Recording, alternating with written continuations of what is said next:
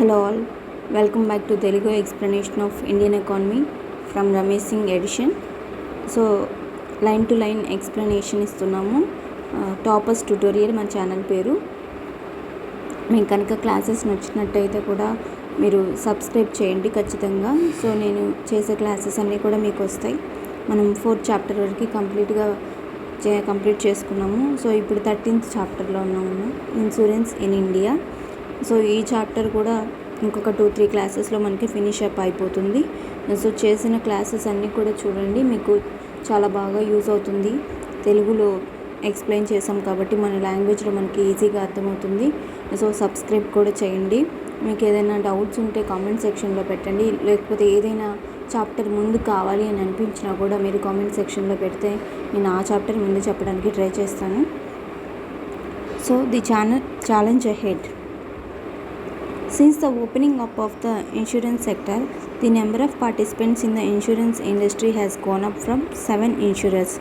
Insurance sector open చేసినప్పటి నుంచి the number of participants, ఈ ఇన్సూరెన్స్ ఇండస్ట్రీలో పార్టిసిపెంట్స్ భాగస్వామ్యం ఉన్నవాళ్ళు 7 ఇన్సూరర్స్, 7 నుంచి ఇంక్లూడింగ్ ద ఎవరెవరితో కలిపి life insurance corporation, LIC, 4 public sector general insurers, 1 specialised insurer and general insurance corporation as national reinsurer. So GICని రీఇన్సూరర్గా చేశారు. ఎప్పుడు చేశారు? 2000లో చేశారు. 252 ఇన్సూరర్స్. సో 7 ఇన్సూరర్స్ నుంచి 52 ఇన్సూరర్స్ దాకా వెళ్ళింది. ఎప్పటికీ 30 సెప్టెంబర్ 2012 లోపు operating in the life and non life and reinsurance segments. ఈ సెగ్మెంట్స్లో లైఫ్ సెగ్మెంట్, నాన్ లైఫ్ అంటే మన ప్రాపర్టీస్ కానీ అసెట్స్ కానీ వాటి గురించి, లైఫ్ అంటే పర్సన్స్ లైఫ్ గురించి, అండ్ రీఇన్సూరెన్స్ సెగ్మెంట్. సో వీటన్నిటిలో ఈ సెప్టెంబర్ 30, 2012 లోపు ఇవి life and non life and reinsurance సెగ్మెంట్స్లో 52 ఇన్సూరెన్స్ ఉన్నాయని చెప్తున్నారు, ఇంక్లూడింగ్ స్పెషలైజ్డ్ ఇన్సూరెన్స్. వేటితో పాటు namely the export credit guarantee corporation and agriculture insurance company AIC. వీటితో పాటుగా export credit guarantee corporation and cultural insurance కంపెనీతో పాటుగా. సో మనం వీటన్నిటి గురించి తెలుసుకున్నాం. LIC గురించి తెలుసుకున్నాం, GIC గురించి తెలుసుకున్నాం, ఎక్స్పోర్ట్ క్రెడిట్ గ్యారంటీ గురించి తెలుసుకున్నాం, అండ్ అగ్రికల్చరల్ ఇన్సూరెన్స్ AICAL గురించి తెలుసుకున్నాం. So deposit insurance credit guarantee DICGC గురించి కూడా మనం తెలుసుకున్నాం. ఇన్సూరెన్స్ రెగ్యులేటరీ డెవలప్మెంట్ అథారిటీ గురించి చెప్పుకున్నాం. రివైజ్ చేస్తూ ఉండండి, మీకు ఈజీగా గుర్తుంటాయి. సో ఒకసారి చదివేసి లేకపోతే వినేసి వదలొద్దు, మళ్ళీ వినండి, లేకపోతే మళ్ళీ కూడా మీరు చదవండి.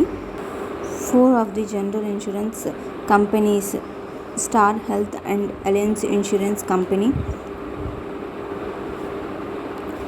Apollo Munich health insurance company, Max Bupa health insurance company and Religare health insurance company function as standard on health insurance companies.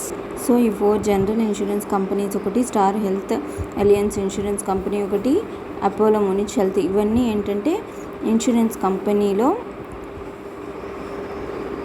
Mudra వేసుకున్న కంపెనీలాగా పనిచేస్తున్నాయి అన్నమాట. హెల్త్ ఇన్సూరెన్స్ కంపెనీస్లో వీటికి పేరుంది. So of the 23 insurance companies that have set up operations in the life segment post opening of the sector, 21 are joint ventures with foreign partners. So 23 insurance కంపెనీస్లో life సెగ్మెంట్లో operate చేస్తున్నవి 21 are joint ventures with foreign partners. Of the 21 private insurers who have commenced operations in the non-life segment. So 23 life segmentలో ఉన్నాయి, వాటిలో 21 joint ventures with foreign partners. So 21 private insurers who have commenced operations in the non-life segment. ఈ 21 private ఇన్సూరర్స్ non life సెగ్మెంట్లో 18 are in collaboration with foreign partners. So ఈ 23లో 21 ఉన్నాయి joint ventures with foreign partners, 21లో 18 ఉన్నాయి non life సెగ్మెంట్లో, 18 collaboration with foreign partners. So after the state monopoly in the insurance sector was dismantle.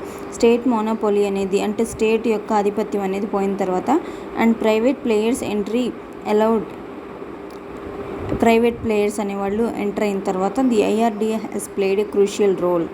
Insurance regulatory development authority has played a crucial role, ముఖ్య పాత్ర పోషించింది. ఏ విషయం మీద? The development and expansion of the sector, there is no doubt in it. ఖచ్చితంగా ఈ IRDA role అనేది ఏంటి? Insurance regulatory and development authority. ఖచ్చితంగా రోల్ దేని మీద ప్లే చేస్తుంది? ప్రైవేట్ పర్సన్స్ ఎంటర్ అయిన తర్వాత దాని యొక్క అభివృద్ధి మీద రోల్ ముఖ్య పాత్ర పోషించింది. ఎక్స్పాన్షన్ అండ్ ఎక్కువ మందికి అది ఎక్స్పాండ్ అవ్వాలి. But still the sector faces many challenges which if only tackled well, one say that insurance is serving the interest of the insuring companies and covered alike. So ఈ sector ఇప్పటికీ కూడా చాలా ఛాలెంజెస్ని face చేస్తుంది. If only tackle well may one say that insurance is serving the interest of the insuring companies and covered alike. ఒకేలాగా cover చేస్తుంది, అంత బాగా కవర్ చేస్తుంది అనుకున్నప్పటికీ కూడా ఇంకా చాలా ప్రాబ్లమ్స్ ఫేస్ చేస్తుంది. So as per the concern experts, the major challenges Indian insurance is facing today may be seen as given below. So ముఖ్యంగా ఇది ఏదైతే సవాళ్ళను ఫేస్ చేస్తుందో మనం చూడొచ్చు. As per various estimates, only 20% of the insurable Indian population is life insured. So ఇండియాలో ఉన్న insurable పాపులేషన్లో 20% మాత్రమే ఇన్సూర్ చేయబడింది. And the share of India in global insurance is just 0.66%. So global ప్రపంచం మొత్తంలో షేర్ ఆఫ్ ఇండియా ఇన్సూరెన్స్లో India యొక్క share ఎంత ఉందంటే 0.66%. And the life insurance penetration is at present 2.53% 2004 in the country. 2004 ప్రకారం లైఫ్ ఇన్సూరెన్స్ పెనట్రేషన్ ఎంత ఉంది? 2.53%. Insurance penetration అంటే అంతవరకు స్ప్రెడ్ అయింది అని. The message of life insurance needs to be published. So penetration అంటే వ్యాప్తి ఎంతవరకు చెందిందంటే 2.53% అనేది 2004లో మన దేశంలో ఉంది. The message of life insurance need to be publicised among the population, specially in the rural areas. So ఈ లైఫ్ ఇన్సూరెన్స్ యొక్క message అనేది ఎక్కడ పబ్లిసైజ్ చేయాల్సిన అవసరం ఉంది, ప్రచారం ఎక్కడ చేయాల్సిన అవసరం ఉందంటే the population especially in the rural areas. గ్రామీణ ప్రాంతాల్లో, రూరల్ ఏరియాస్ పల్లెటూర్లలో, గ్రామీణ ప్రాంతాల్లో ఎక్కువ ప్రచారం చేయాల్సిన అవసరం ఉంది. Moreover social security schemes should be expanded to cover the poor masses who lack the premium paying capacity. So social security schemes, సామాజిక భద్రత స్కీమ్లు ప్రవేశపెట్టాల్సిన అవసరం ఉంది, ఎక్స్పాండ్ చేయాల్సిన అవసరం ఉంది.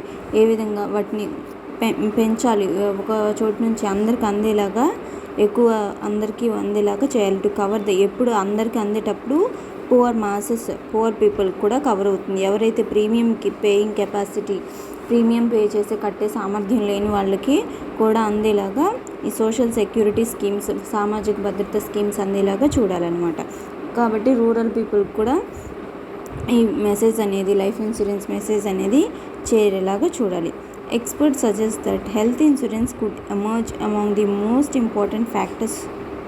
So experts suggest that health insurance could emerge among the most important factor of improving human development in the country if expanded in a focused way and via an action plan.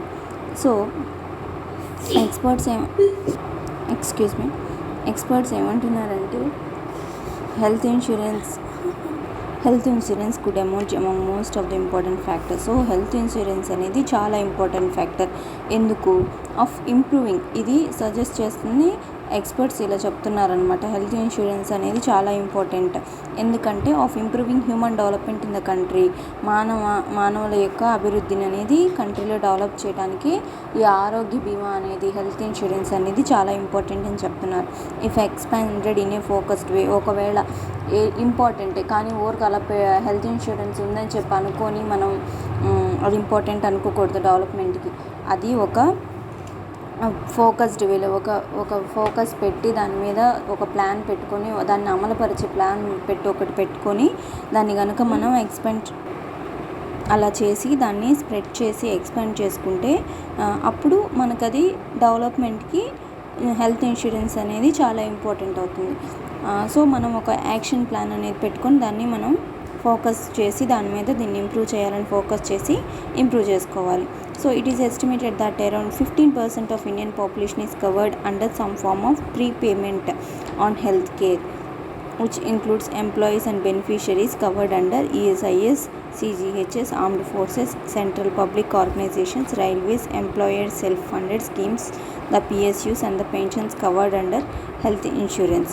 So ఏమని estimate చేసిందంటే దాదాపు 15% members Indian పాపులేషన్లో 15% is covered under some prepayment on health care కోసం 15% of Indian population కొంత prepayment చేస్తున్నారు. దాని కింద వాళ్ళు కవర్ అయ్యి ఉన్నారు. విచ్ ఇంక్లూడ్స్ ఎవరు ఇంక్లూడ్ అయ్యి ఉన్నారు? Employees and beneficiaries covered and ESIS అనే బెనిఫిషరీ, CGHS ఆర్మ్డ్ ఫోర్సెస్ వాళ్ళు, పోలీస్ సర్వీస్ ఆర్గనైజేషన్స్, రైల్వేస్ వాళ్ళు, and employer self funded schemes, PSUs and pensions covered under health insurance. ఇవన్నీ హెల్త్ ఇన్సూరెన్స్ కింద cover అయ్యి ఉన్నాయి. సో హెల్త్ ఇన్సూరెన్స్ కొంచెం ఇంపార్టెంట్గా గుర్తుపెట్టుకోండి, క్వశ్చన్స్ అడిగే అవకాశం ఉంటుంది దీని నుంచి బాగా. ఎందుకంటే మనకి ఇన్సూరెన్స్ అనగానే వెంటనే గుర్తొచ్చే దాదాపు హెల్త్ ఇన్సూరెన్స్ కాబట్టి, సోషల్ ఇష్యూసే కాబట్టి ఇవి కూడా దీన్ని కనెక్ట్ చేసి అడగొచ్చు. And so as out of pocket expenditure in India is as high of 70%. As the out-of-pocket expenditure in India is as high of 70%, it is believed that the health insurance sector in the country needs strong presence. So ఇది pocket రోజు పెట్టుకున్న expenditure ఖర్చు కాదు కాబట్టి it is believed that health insurance sector in the country needs strong presence. So health insurance అనే సెక్టర్కి మా కంట్రీలో స్ట్రాంగ్ ప్రెజెన్స్ ఉండాలి, స్ట్రాంగ్ సపోర్ట్ ప్రెజెన్స్ ఉండాలి. హెల్త్ ఇన్సూరెన్స్ అనేది ఖచ్చితంగా స్ట్రాంగ్గా ఉండాలి కంట్రీలో అని చెప్తున్నారు. So as per NSSO 2015 the coverage of government funded health insurance schemes are 13% in rural areas. NSSO ప్రకారం హెల్త్ ఇన్సూరెన్స్ గవర్నమెంట్ స్కీమ్స్ ఎంత కవర్ అవుతున్నాయంటే 13% రూరల్ ఏరియాస్లో, 13% and 12% in the urban areas. దేని ప్రకారం చెప్తున్నారు? ఇది ఎకనామిక్ సర్వే 2015-16 ప్రకారం రూరల్ ఏరియాస్లో governmental health insurance schemes 13%, 13.1% and urban ఏరియాస్లో 12% ఉంది. So after the general insurance industry was opened up 2000లో జనరల్ ఇన్సూరెన్స్ ఇండస్ట్రీ ఓపెన్ అయిన తర్వాత for the private sector participate చేయడానికి the experience has been positive. So ఇక్కడ experience అనేది పాజిటివ్గా ఉంది.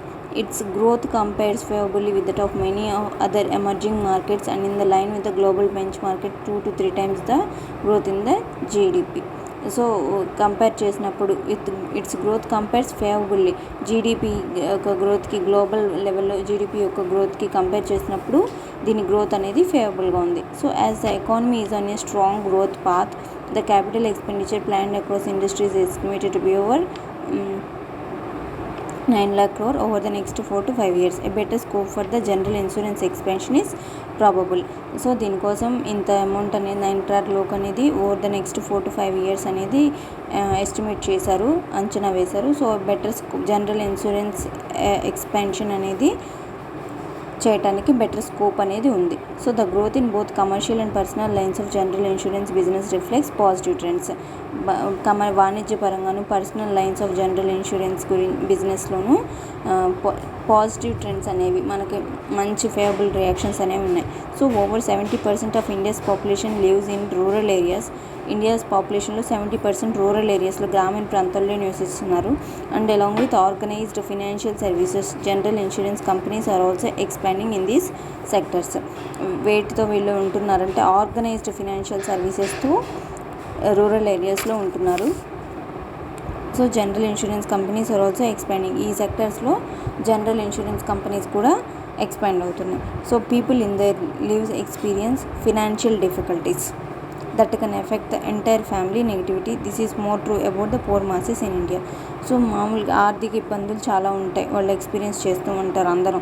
So that can affect the entire family negatively. ఆర్థిక ఇబ్బందులు ఉన్నప్పుడు ఫ్యామిలీ అంతా కూడా నెగిటివ్గా బాధపడుతూ ఉంటారు. So this is more true about poor masses in India. So poor masses, poor పీపుల్లో ఇది చాలా వరకు నిజం. This is why experts suggested for the provision of micro insurance అనేది ఉండాలని ఎక్స్పర్ట్స్ సజెస్ట్ చేస్తారు, నిపుణులు చెప్పారు. So a relatively new concept micro insurance is today provided to the beneficiaries of micro finance covering the finance amount, reducing the risk of clients as well as micro finance institutions. So ఈ micro insurance అనేది ఒక new concept. So micro insurance is today provided to the beneficiaries of micro finance.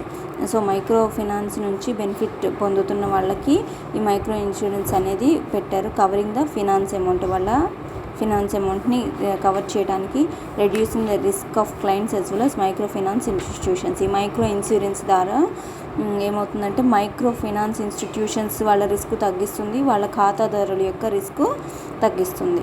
So the concept of micro insurance has been developed by the private insurance company Aviva Life Insurance in partnership with MFI, which has forged alliance with the banks like Canara Bank, PNSB, RRB, 23 cooperatives etc. and promote microfinance. So వీళ్ళు microfinance అనేది micro insurance అనేది start చేశారు microfinance institutions కోసం. So ఈరోజు మనం క్లాస్లో ఏం చెప్పుకున్నామంటే 7 insurance నుంచి స్టార్ట్ అయ్యి 52 ఇన్సూరెన్స్ దాకా వచ్చింది. సో వీటిల్లో ఇవన్నీ కూడా Star Health, Allianz insurance company, Apollo Munich health insurance company, Max Bupa health insurance, Religare health insurance company, ఇవన్నీ హెల్త్ ఇన్సూరెన్స్ కంపెనీలు స్టాండ్ అలోన్ కంపెనీస్గా ఉన్నాయి. సో 23 కంపెనీస్లో, ఇన్సూరెన్స్ కంపెనీస్లో, లైఫ్ సెగ్మెంట్లో ఉండే కంపెనీస్లో 21 joint ventures with foreign partners ఉన్నారు. 21 నాన్ లైఫ్ సెగ్మెంట్లో 18 వచ్చి ఫారిన్ పార్ట్నర్స్తో కొలాబరేట్ అయింది. సో ఈ స్టేట్ మొనోపలి అనేది తీసేసిన తర్వాత, ప్రైవేట్ వాళ్ళని ఎంటర్ చేసిన తర్వాత IRDA మంచి పాత్ర పోషించింది, ఎందుకంటే ఈ ఇన్సూరెన్స్ ఇండస్ట్రీని డెవలప్ చేయడానికి. సో దీనికి కొన్ని ఛాలెంజెస్ ఉన్నాయి. సో ఏంటది, 20% of the Indian population insurable population మాత్రమే ఇన్ష్యూర్ చేయించుకోవాల్సిన వాళ్ళు, చేయించుకోగలిగిన వాళ్ళు 20% మాత్రమే చేయించుకున్నారు. వాళ్ళలో ఇండియా షేర్ ఎంత ఉందంటే, insurance share of Indian insurance global life ప్రపంచం మొత్తం మీద 0.66% ఉంది. సో ఇండియాలో లైఫ్ ఇన్సూరెన్స్ పెనిట్రేషన్ ఎంత ఉందంటే 2.53. అండ్ ఎంత వ్యాప్తి చెందింది, 2004 ప్రకారం 2.53% వ్యాప్తి అనేది ఉంది. సో ఈ ఇన్సూరెన్స్ ఇండస్ట్రీ మెసేజ్ అనేది రూరల్ ఏరియాస్కి, గ్రామీణ ప్రాంతాలకి చెందాలి. వాళ్ళకి సోషల్ సెక్యూరిటీ స్కీమ్స్ అనేవి పువర్ మాసెస్ని కూడా కవర్ చేయాలి, ప్రీమియం పే చేసే కెపాసిటీ లేని వాళ్ళని కవర్ చేయాలి. ఈ హెల్త్ ఇన్సూరెన్స్ ఇండస్ట్రీ అనేది చాలా ఇంపార్టెంట్ మన డెవలప్మెంట్లో. అది ఎప్పుడు బాగా పనిచేస్తుంది, మనకు ఉపయోగపడుతుందంటే మనం ఎప్పుడైతే దాన్ని ఒక ప్లాన్ ప్రకారం ఫోకస్ చేసి దాని మీద దృష్టి పెట్టి మనం ఎప్పుడైతే ఒక అమలు పరుస్తామో ఒక ప్లాన్ అనేది, అప్పుడు అది బాగా ఎక్స్పాండ్ అవుతుంది, అందరికీ చెందుతుంది. So 15% of the Indian population వాళ్ళ హెల్త్ కోసం ప్రీపేమెంట్స్ అనేవి చేసుకుంటున్నారు. వాళ్ళలో ఎంప్లాయీస్ ఉన్నారు, ఆర్మ్డ్ ఫోర్సెస్ ఉన్నారు, కొన్ని స్కీమ్స్ ESIS, CGHS అనే స్కీమ్స్ ఉన్నాయి. సో వాటి ద్వారా వాళ్ళు ఫండ్ చేసుకుంటున్నారు. నెక్స్ట్ రూరల్ ఏరియాస్లో వచ్చేసి 13% హెల్త్ ఇన్సూరెన్స్ స్కీమ్స్ ఉన్నాయి. అండ్ అర్బన్ ఏరియాస్లో 21% urban areas health insurance schemes ఉన్నాయి. Next about micro finance. 70% of the Indian population lives in rural areas and along with organized financial services. So micro finance అంటే ఏంటంటే, micro finance insurance and micro insurance ఏంటంటే, వాళ్ళు people అనేవాళ్ళు ఎంతో ఇబ్బంది పడుతూ ఉంటారు. వాళ్ళకి ఫినాన్షియల్ క్రైసిస్ వచ్చినప్పుడు, ఇబ్బందులు వచ్చినప్పుడు జనరల్గా పువర్ పీపుల్ బాగా ఇబ్బంది పడుతూ ఉంటారు, ఫ్యామిలీ మొత్తం. సో అలాంటి వాళ్ళ కోసం మైక్రో ఫైనాన్స్ అనేది వచ్చింది. సో ఈ మైక్రో ఫైనాన్స్ వాళ్ళ ఇన్స్టిట్యూషన్స్ వాళ్ళు రిస్క్ని తగ్గించడానికి, వాళ్ళ క్లయింట్స్ రిస్క్ని తగ్గించడానికి మైక్రో ఇన్సూరెన్స్ అనేది స్టార్ట్ చేశారు. That is about micro insurance. Next క్లాస్లో ఇంకొంచెం టాపిక్ ఉంది ఛాలెంజ్ హెడ్లో, small topic. Okay, finish it now itself. So micro insurance has evolved in the past 2 decades of research. So ఈ micro insurance అనేది past 2 decades, last 20 years of research నుంచి micro finance అనేది evolve అవుతుంది. Has seen growth in the countries, like కొన్ని కంట్రీస్లో దీని growth అనేది చూశారు. అది వృద్ధి ఎక్కడ జరుగుతుంది, Sri Lanka, Philippines in last decade, 10 సంవత్సరాల క్రితం నుంచి శ్రీలంక, ఫిలిప్పీన్స్లో గ్రోత్ అనేది వస్తుంది. Here NGOs and people's organizations are allowed to register themselves as micro insurance companies which sell such insurance. NGOs, so non government organisations and people organisations కూడా allow చేశారు micro insurance కంపెనీస్గా register చేసుకోవడానికి. As they cover the risk themselves they are allowed to reinsure with one of the large global companies Swiss Re or Munich Re. So వీళ్ళు రిస్క్ని cover చేసుకోవడానికి రీఇన్సూర్ చేసుకోవాలి, ఎలా చేసుకోవడానికి అలౌ చేశారు large global so Swiss Re or Munich రేలో వాళ్ళు reinsure చేసుకోవచ్చు. సేమ్ మోడల్ ఈ suggested in India, but for this to happen drastic changes in the existing insurance rules are required.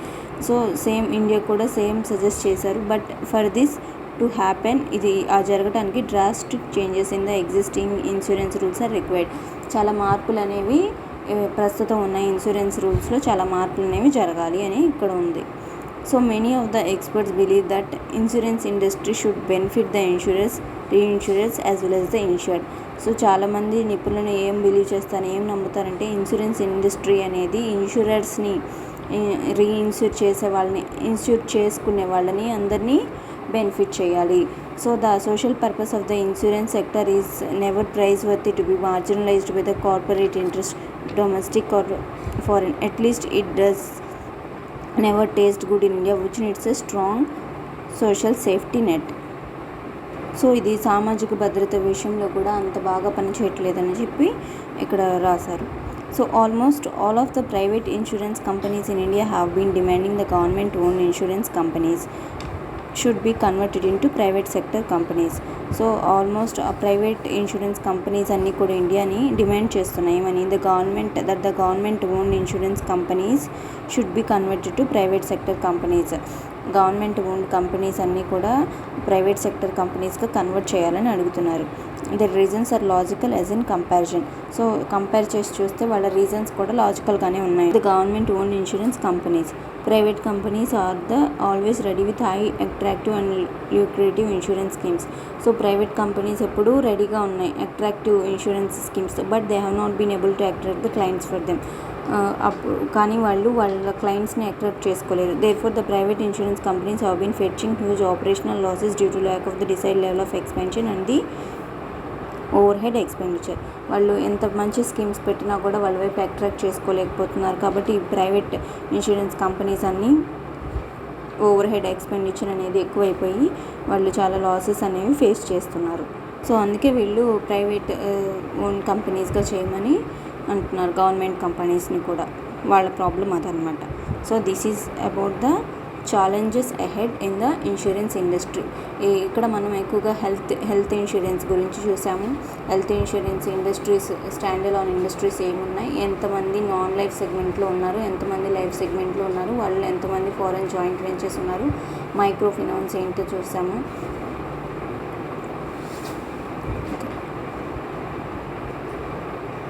So this is about today's class. నచ్చినట్లయితే subscribe చేయండి. Next class about insurance penetration.